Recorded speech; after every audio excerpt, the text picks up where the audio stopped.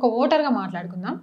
ఈరోజు తెలంగాణలో సగటు ఓటరు అభివృద్ధిని చూసి ఓటేస్తున్నాడా? ఓటుకిచ్చే పైసల్ని చూసి ఓటేస్తున్నాడా? ఒక రకంగా చెప్పాలంటే యువకులలో మొన్నటిదాకా కూడా అంటే ఈ మధ్య కాలంలో కొంత మార్పు అనేది చేసేసి గతంలో చాలా మంది కూడా డబ్బుల కోసం ఓటు హక్కును ఒక బ్రహ్మాస్త్రం లాంటి ఓటు హక్కును కూడా అమ్ముకునేటువంటి స్థాయికి దిగదార్చినటువంటి ఈ నాయకుల యొక్క మాటల ద్వారా వీళ్ళ యొక్క చేష్టల ద్వారా వీళ్ళ గ్రూపిజం ద్వారా ఆకట్టుకునే విధానాల ద్వారా వాళ్ళందరినీ మోసం చేయడం జరిగింది.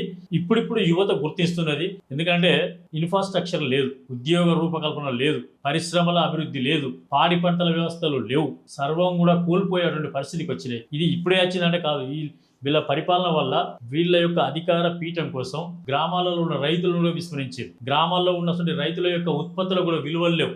ఇంకా వాళ్ళకు ఒక రకంగా చెప్పాలంటే పాపం వాళ్ళని తెలివి తక్కువ కింద చేసి వాళ్ళ యొక్క శ్రమని వాళ్ళ యొక్క అన్నింటిని దోచుకునేటువంటి పరిస్థితిలో వీళ్ళము చేస్తున్నారు.